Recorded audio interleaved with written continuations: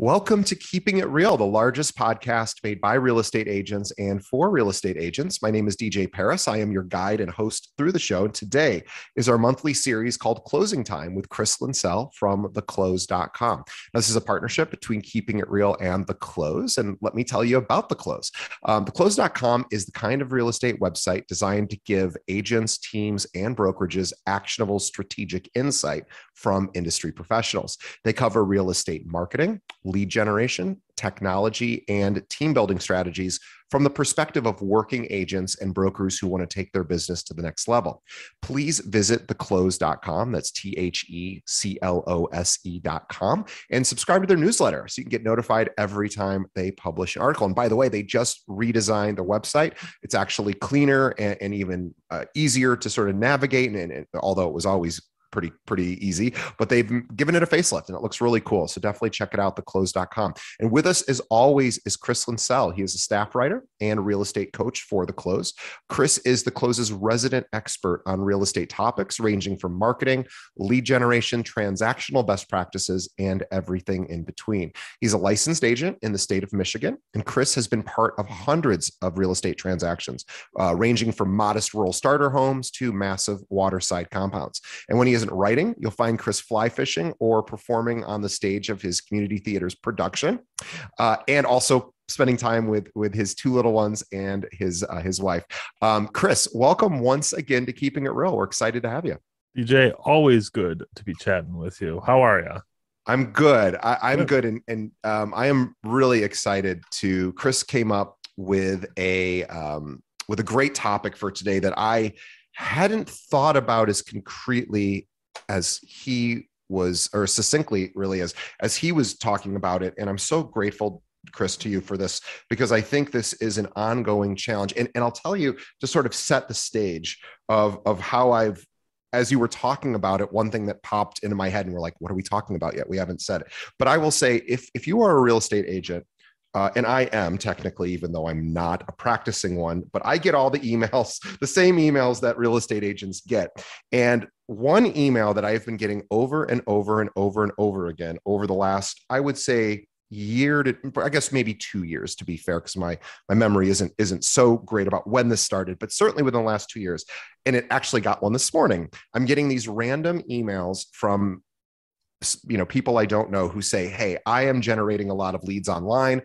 Would you like to have some more appointments for your real estate business? And I think probably everyone listening can recognize these sort of, emails that seem to come out of nowhere. They're clearly spammy. However, I suspect there's a real person behind it saying, no, I really am delivering lots of these.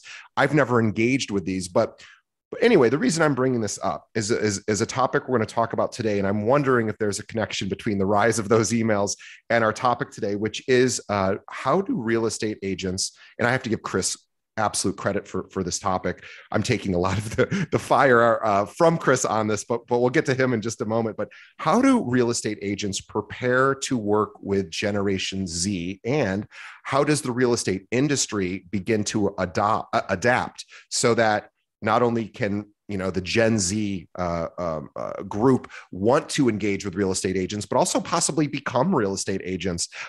Is this a problem? Are we seeing some disparity between how we're doing things now and what we would need to do to actually connect with those individuals? And before Chris comes on, I want to explain what Generation Z is for those of you listening going, I know what that means, but I'm not sure what years somebody would qualify to be in Generation Z.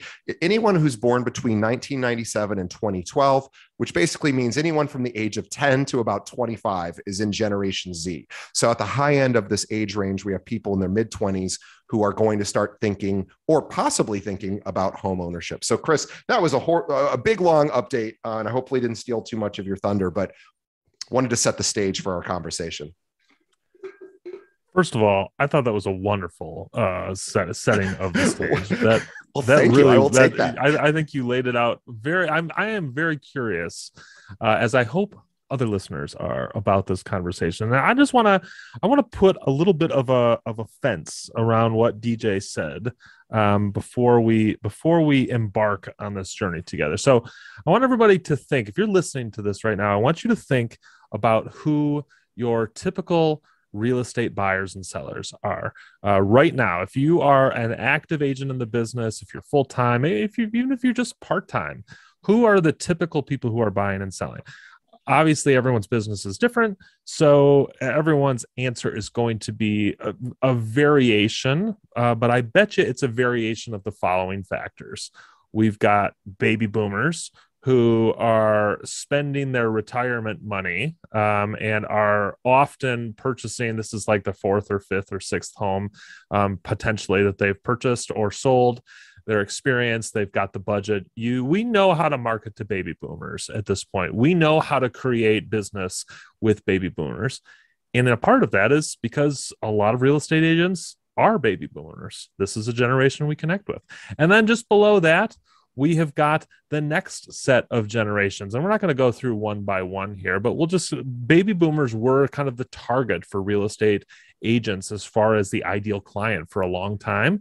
And they are no longer the biggest cohort or likely the most influential cohort, because you've got the Gen Xers, you've got the millennials, you've got the in-betweeners, you've got the Gen Z folks. There are a lot of people who are buying and selling or soon to be buying and selling.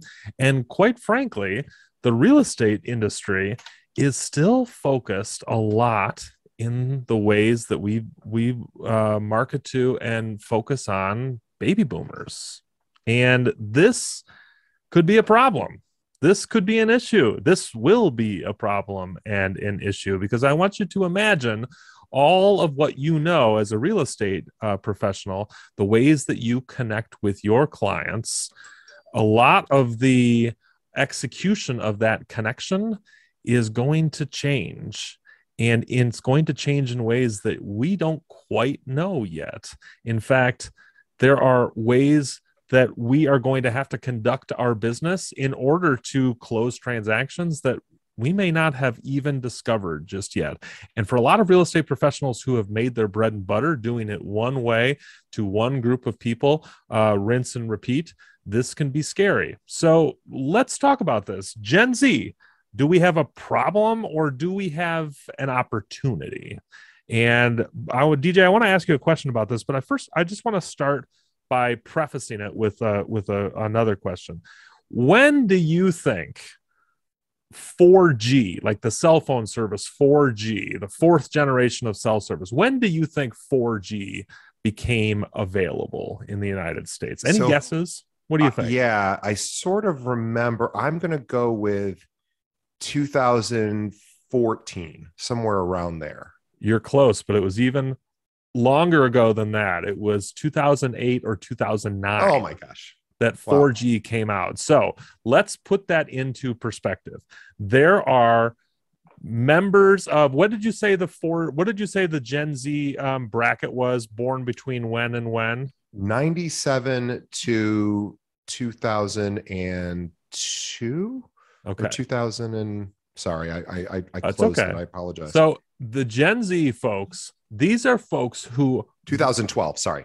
Who anyone born between 1997 2012. Yeah, so these are folks who virtually have no memory of what it's like to live their life without a high-speed connection to all of the information in the world. Yeah. These are folks who likely had their first Amazon Prime delivery, and it was their diapers. These are people who have likely considered purchasing not just a toy car online, but an actual car. These are people who may have gone through the design process of designing their own car without ever driving it and hitting the order button online like they were buying a pair of shoes from Amazon. The consumer expectations of Gen Z are significantly different than the consumer expectations of just about any other generation. So I want to ask you, DJ, if you are, let's say you are a successful real estate broker in the beautiful Midwest city of Chicago, and you are looking at your business planning for 2022, 2023, and somebody comes into that meeting and says, there is going to be a group of people who are going to be considering buying and selling in the next year or so that you have no idea necessarily how to communicate with. Excuse me. How do you go about tackling this problem? What are the questions you ask yourself if you say to yourself, shoot, I don't know how to talk to these people? How do you start planning for this problem? Any ideas on that? Yeah, I have a few ideas. Number one, to think about what we're really talking about is marketing, branding, and sort of the first rule is learning as much as you can about that demographic. And so my questions would be things like, where do these people congregate? Where do they congregate in person, and where do they congregate virtually? Where do they go to learn about larger purchases like cars, mattresses, real estate, insurance, some of these more significant purchases? Where are they going to, how are they doing their research? Where are they learning about it? And how are they, what are the steps that they take to actually make a buying decision? How often are they talking to another human being before pulling, the lever on, I want to purchase that? Who are they chatting with to help make that decision? So there's a lot of questions that I would be trying to figure out, how they do it differently than how maybe my generation would do it. I think you're right on the numbers there. And I want to put a little onus on those who are listening. If you lived, and there's no shame in this, okay, guys, and there's no test at the end. There's nobody that's sitting in your car or in your AirPods right now that's going to hold you accountable to this. So you got to hold yourself accountable to this. I want you to raise your hand if you ever made a purchase decision based on what was in the yellow pages, or based on what you saw on the front page of Yelp, without really reading into the a little bit more than just the first couple of reviews. If that is you guys, this podcast is for you, because frankly, Gen Z doesn't operate like that. Gen Z, this is the generation of cryptocurrency. This is the generation of virtual learning. These are kids who have likely spent some of their formative years interacting almost completely online. These are people who rely on social verification, on community think in a way that we have not seen before. And as real estate professionals, we need to adjust the trim of our sails in order to meet these new wins. And so for a lot of professionals, if you're thinking to yourself, okay, I want to build my business and the next 10 years are going to be critical to me reaching a place in my career that's important to me, you need to start thinking to yourself, how am I creating a business that can be verified by a community online? How am I creating a branding and a marketing package that doesn't rely on somebody driving by and seeing my sign in the ground as my primary means of marketing? Because guess what? Gen Z is not driving by, at least not on purpose. They're not going to your open houses, at least not as often. And frankly, they are not walking by the brick and mortar storefront of your brokerage and deciding to just pop in and work with whichever agent happens to have floor time that day. These are agents who are looking, or these are consumers who are looking for real estate professionals to work with that they can identify as somebody who is commiserate with their values, that is somebody who is demonstrating that they know what they're doing, they have experience in what they're doing, and they can help them achieve their goals. And that these are people who communicate in such a way that you can facilitate an effective conversation. If you are a real estate professional, or if your brokerage and all the agents through which you are shepherding is not set up to manage these expectations, the next 5 years are going to become tough, and the next 10 years are going to be very tough on you. And I want to throw in a practical reason why, even for those listening who think, well, that's not my generation, I don't really understand it. My business is solid because I work with people outside of that generation. I understand them better. And I really don't need to introduce another way of doing things to hit this younger demographic. I'm going to give you a practical reason why you may want to challenge that. Is right now we have baby boomers who are nearing retirement, and we're going to have this incredible transfer of wealth as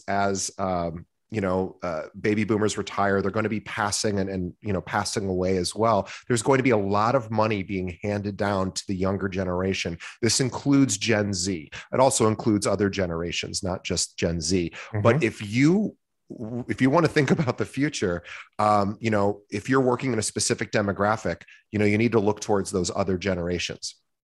I totally agree. Absolutely agree.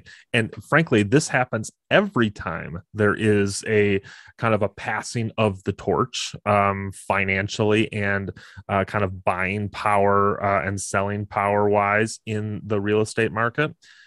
Another aspect of this as well is just like there have been changes in the ways that previous generations have bought and sold, we will see fundamental systemic changes in the way that real estate is bought and sold with this next generation.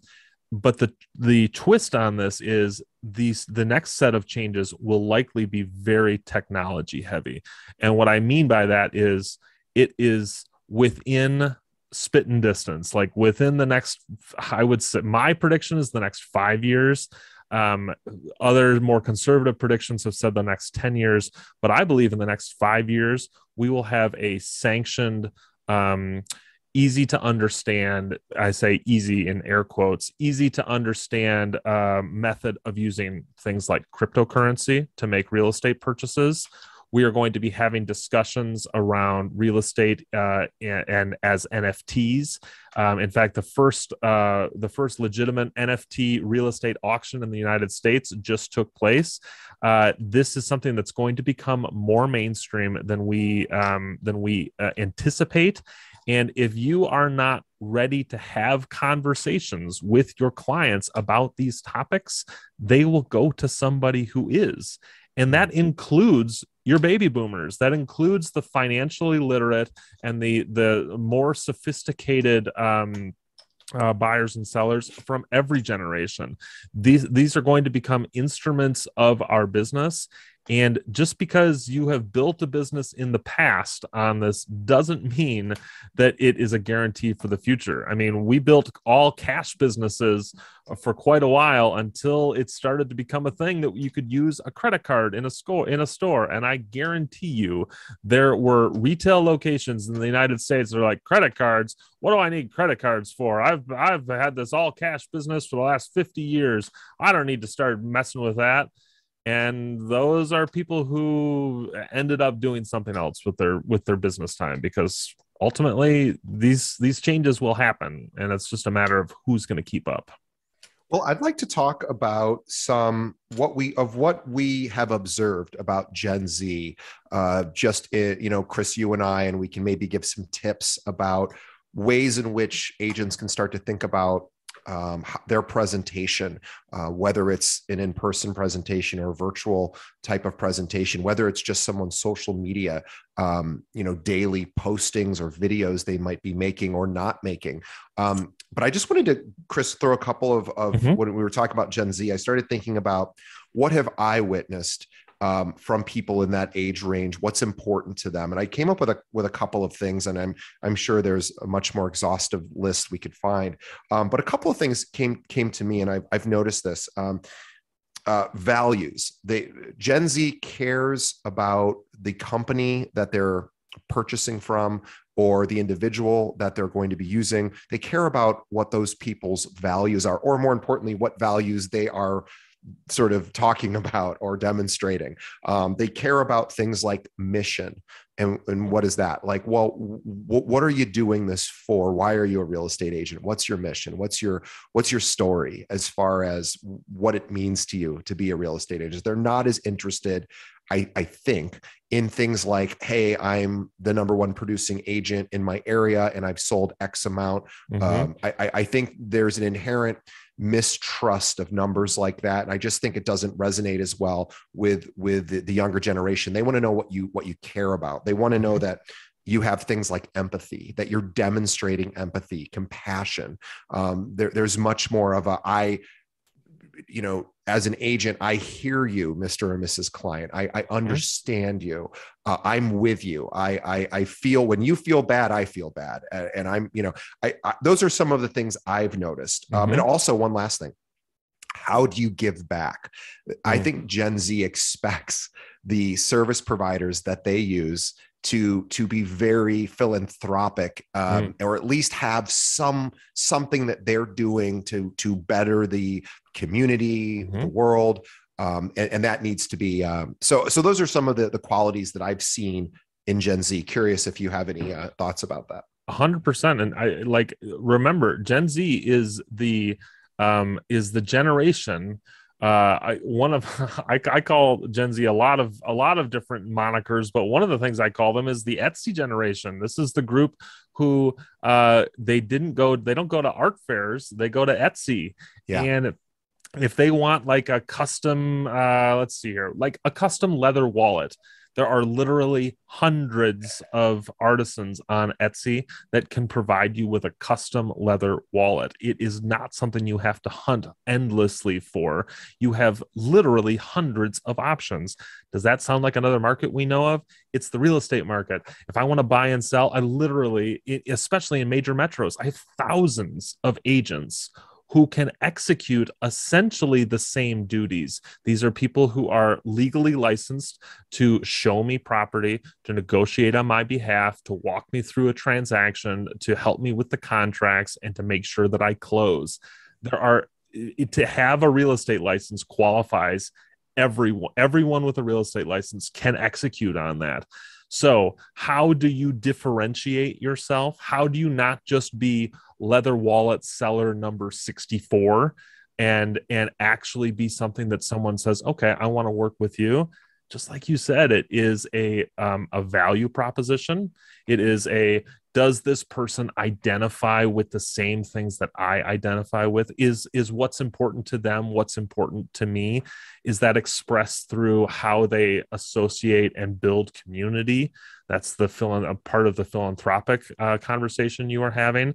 And then also, is this person someone who is uniquely equipped to deal with specifically the things that are important to me? Because even though there are 100 people who make leather wallets on Etsy, maybe I want a leather wallet with my initials embossed on it.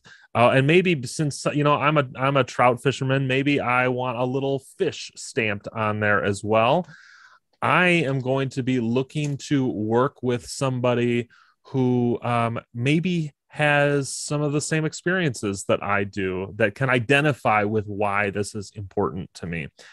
I want to pause for a second, because you just said something really, really important, which is we all have passion. Hopefully all of us have something that we're passionate about, whether it's only work or it's outside of work. You mentioned, trout fishing. I know you act as well. You have a lot of outside interests. And what I think the Gen Z, we think these are people who watch a lot of TikTok. And what are they watching on Instagram and TikTok? They're watching people play out their passion. Maybe it's their work or their play, but they're watching it. People demonstrate, here's what I'm into. So I think this is a really good point, that whatever it is, I think Gen Z is less impressed by the bench back ad. And I'm not saying that because it's a billboard or a bench back ad and we all go, okay, well, maybe those aren't as useful anymore. But even if they are useful, what I'm saying is they're less impressed by the perfect image of somebody airbrushed who says, hey, I'm a top agent. I think they're more interested in seeing that top agent doing something that they're really into, possibly on social media. Now, you don't have to do that, but I think the younger generation is conditioned to sort of see, like, I want to invest. For example, I want to buy that wallet. Hey, wallet company, what are you guys into? Why are you doing this? Absolutely. Yeah. So I completely agree. Yeah. And, frankly, This is a good example. I am, not to get too far down this rabbit hole, but as an angler, as an outdoorsman, and a conservationist, I spend a lot of time outside. I will regularly shop with the company Orvis because Orvis donates 5% of their profits back to causes that I also directly contribute to. And you know what? If you're going to be a supporter of Trout Unlimited, that's great. I'm also a supporter of this organization. It matters to me that some of your dollars are going to those places. Now, this is not to say that real estate agents need to be spending 50% of their salary or of their commissions, rather, donating to causes. If that's something you feel led to, great. But what the point here is, in the coming generations, it will be more important than it has been in the past for people to be able to identify with the people they do business with as a person that they would want to invite to lunch, like that this is a person that they are okay with as a human being. We are real estate professionals for a long time have been lumped into the transactional, a kind of durable transactional professionals, in the same way that accountants and lawyers and doctors have been in the past. And I can understand where that comes from now, but frankly, at this point, our consumers are going to be expecting more from us. And this is ultimately why I want to bring this back to what we said at the top. Like, is this a Gen Z problem or is this an opportunity?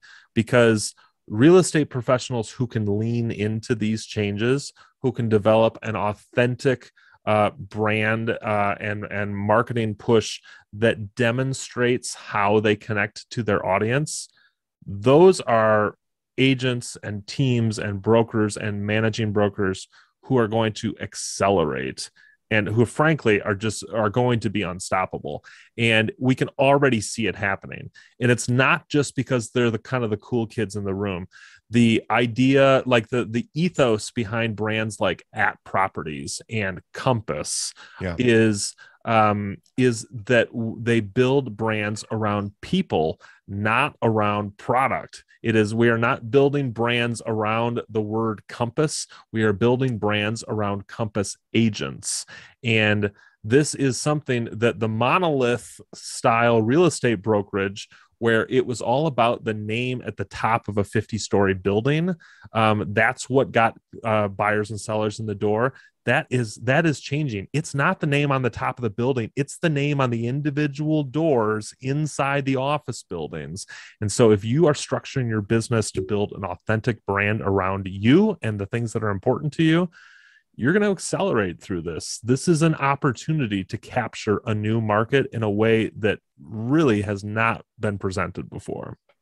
So if I'm an older agent or just outside of the Gen Z demographic, which I am, I'm 46. And so how might you suggest that I work on, we talked about things like authenticity, but what we really haven't talked about is what is the vehicle that, or what are some ideas of ways in which I can reach this demographic? They're not going to walk in the door. We know that they're probably not picking up the phone and calling me unless it's a referral. Maybe they're probably not even emailing, right? They're instant messaging or they're online. They're learning. I mean, my girlfriend is outside of Gen Z, but she still gets a lot of product recommendations. This has never happened to me in my life where I've seen a product displayed on Instagram and I went and purchased it. I only follow other people. I don't follow brands. My girlfriend follows brands, and it becomes uniquely aware of new product offerings because she cares about certain companies enough to follow them. So that's a world that I don't even know. I'm the one that Google's, when I want to buy something, to show me which has the best reviews, and I'm going that route. She's being fed that information. I have to seek it out. So I'm curious about suggestions about how an agent who isn't that immersed in that culture can really penetrate and start to get a presence. Well, I think that there are two big things, if you are on the outside looking in here, that you can think about. The first is how are you augmenting your existing strategies, rather than just throwing the baby out with the bathwater, because that is not what I'm suggesting. I am not suggesting that existing agents who are running successful businesses completely turn their strategies on their heads or throw them out completely and start from scratch. Rather, I'm suggesting you need to start augmenting what you're doing that is already working to account for some of these new priorities. And so here's a great example of this. Let's just say that you're not going to be getting the sort of walk-in traffic that you might have gotten from other generations with Gen Z. And let's just say they're also probably not just going to pick up the phone and call you. So we need to create opportunities for these people to interact with us. And those opportunities often exist on social media. So if you're not active on social media, you need to get active on social media. And if you don't quite know how to do that or what to do there, first of all, you're not alone. There are plenty of resources to help you with that. You can visit TheClose.com. We have a ton of really great social media strategy guides for agents just like you in that position. There are also some really great companies that help augment your marketing push to include this, because they recognize there are tons of agents in your shoes. Some good companies to work with on this. And you can find a lot of these folks. I've written content about them on TheClose, so you can check them out there. Companies like Coffee and Contracts. This is all about how to create effective social media content that's going to connect with your audience. A company called Arturin, which is, again, a social media marketing company. They'll help you come up with the content. They'll let you know when to post it, how to follow up. Also, there are companies that provide ISA, like inside sales agent services, that focus and include connection platforms like Facebook Messenger or Instagram DMs, where they will actually interact with and qualify and engage leads on these non-traditional platforms. So if you feel completely lost and you want to learn about it, there are plenty of resources to educate. And if you want to outsource and create this augmentation via outside resources, and this is especially, I think, appealing to agents who have an established business and you've got your calendar pretty well locked up with the clients you're working with right now, you don't necessarily have 2 hours to learn how to be social every single day, but you might have the budget for it. So go ahead and work with some of these outside consulting firms to be able to develop that side of your business and create an opportunity for you to, once the ship is in the water and going in the direction you want, then you can take over on that wheel. It doesn't have to be all or nothing. You've got resources, so work with them. And also, if you are just unwilling to make those adjustments, but you still want to have a presence for the younger generations, you can always partner up with a younger agent who's in that generation or just outside of that generation. I think that's also a really good idea for agents who are going, it's hard enough managing my own clients. Now I have to, be more present on social media. If that does not appeal to you, if that's not in your wheelhouse, or just something that's scary or embarrassing, or just, whatever reason you choose not to do that, find someone who maybe is younger and consider partnering, because you guys are going to hit different demographics. You're going to have different types of clients, and maybe you would both win the same types of clients, but probably not. So this is an opportunity to partner up with someone that can do something that you feel like you can't do or don't want to do.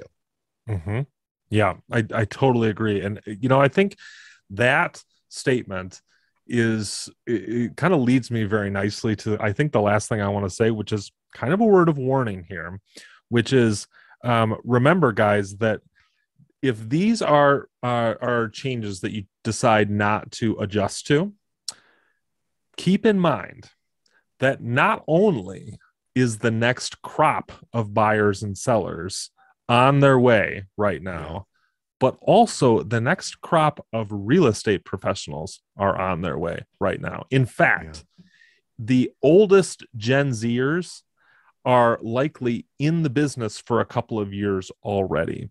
And these are people who natively communicate like this, who already have the kind of the built-in knowledge to be successful, and the dynamic, the social dynamic to be able to engage their peers in a way that you don't have. Right now, you've got an advantage on these people. Everyone who's listening to this, if you've got some real estate experience under your belt, you have an advantage on these people because you have experience in the industry and a track record to be able to speak to transactional success. If you wait a few years, there are going to be plenty of Gen Zers who also have that track record of success and can natively engage with this cohort that you have no idea how to talk to. Those are folks that are going to put you out of business because they are people who have both experience and know-how, and they realize what's important to their peers because they know what's important to them. Right now, experienced agents have the advantage of experience, the advantage of knowledge and process. That experience won't last forever. So if you want to remain relevant, now's the time to start making adjustments. I just wanted to make one final point about maybe anyone watching or listening who might be thinking, gosh, this sounds like now I have to do all this extra work because now I have to reach this other generation. And yes, in theory, you will have to do different type of work. For example, if you wanted to promote yourself more in social to really connect with that audience, because maybe that's where they're congregating. Oh gosh, now I have to produce videos and I have to create content online. And yes, you may have to have the hard look in the mirror saying that's probably what I need to start considering. However, the upside is that those same people who want to see who you are online, they also are going to do a lot of the legwork for you because they're already used to getting information at a moment's notice. They're very adept at searching. They don't need you to help them find a property. They already know Zillow. They know Redfin. The Trulia. They're already ahead of that. They don't need you to find them a place, although obviously that's part of the job. They're going to make that part of your life a heck of a lot easier. And so I think don't worry too much about now I have to work more.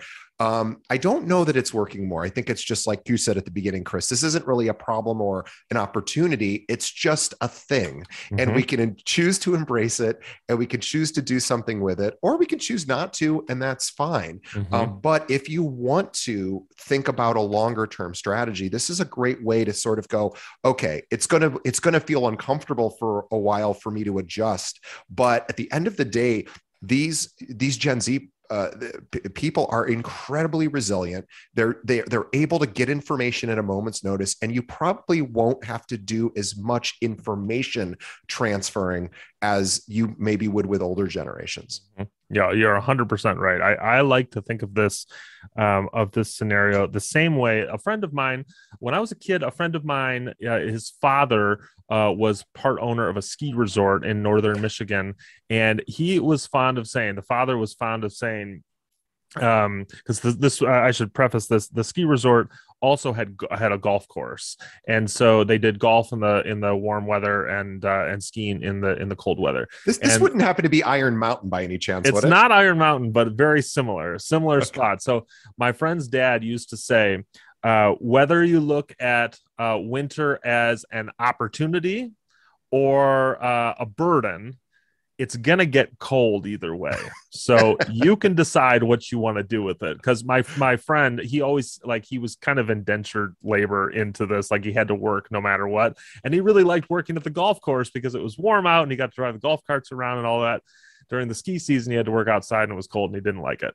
But his dad always used to say, it's going to get cold either way. You can treat this as an opportunity or a burden. It's up to you. And real estate professionals should have the same attitude here. Guys, it's coming. The winter is coming. Not to get too Game of Thrones about this, but winter is coming. The winter of Gen Z is coming. You can either be longing for the golf course or strap on your skis and hit the slopes. But one way or the other, it's going to get cold. So might as well make this into an opportunity and create a place for your business to accelerate rather than trying to hold on to something that is frankly not going to last forever. Perfectly said. In the last few minutes, let's talk about TheClose. Yeah. That sounds great. Close. Guys, if you haven't visited theclose.com, come check us out. We are in my humble opinion, the real estate the real estate epicenter for all things in terms of strategy, best practices, technology reviews, even some what I call edutainment. If you want to learn and also be entertained, come check out theclose.com. We've got articles ranging everywhere from reviews of the latest lead generation product to walkthroughs and behind the scenes tours of education platforms. We've even got guest contributions from authors like The Broke Agent, authors like Sean Modry, and more and more. So we've got a really great set of content, including some awesome videos and a brand new website for you to come check out. It's really cool. It's beautiful. Easy to get around. If you want to upgrade your experience, we offer the TheClose Pro, which gives you a chance to get even more content, access to our premium courses, access to a huge resource library, and access to one-on-one coaching if that's something that you're interested in.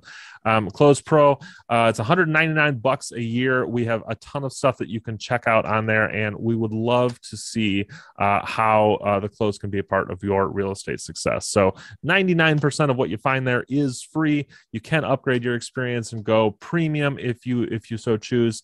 And we also have a vibrant social community, including a Facebook group with thousands of people in it. Lots of stuff happening on Instagram and Pinterest and Facebook, and you'll even find us on Twitter and LinkedIn from time to time. So if you're not part of the TheClose community, you're missing out. 95,000 plus other agents are, and we really hope that you come join us.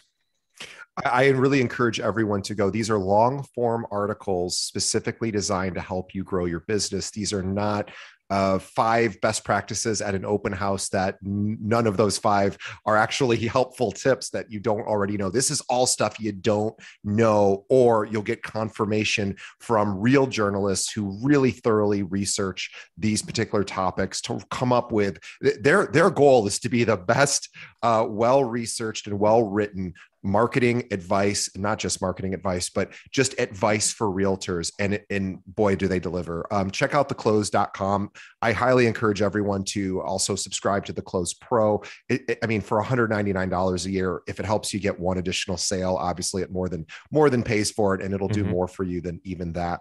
But as always, want to say thank you to Chris for coming on our show. He's been with us for years. We're honored to have him, and hopefully you can tell he is. If you like what Chris is saying, definitely read theclose.com. So on behalf of Chris, we want to say thank you to everyone who has made it all the way through to the end of this episode. We hope this was helpful for you. It's always fun chatting with Chris because he thinks beyond the present, which is always exciting to hear about what we believe is in store for the future and how agents can adapt for that. And on behalf of Chris and myself, we want to say thank you to everyone who has made it to the end here. And we ask that everyone goes to visit theclose.com, and also you tell one friend about this episode. Just let them know, especially anyone in your office who maybe is nearing retirement or who just is wanting to connect with a younger audience, and maybe they'll get a few ideas from this episode. Please let them know about our show. All right, Chris. Well, we will see you next month. And thanks again. Thanks again, DJ. Can't wait to talk again.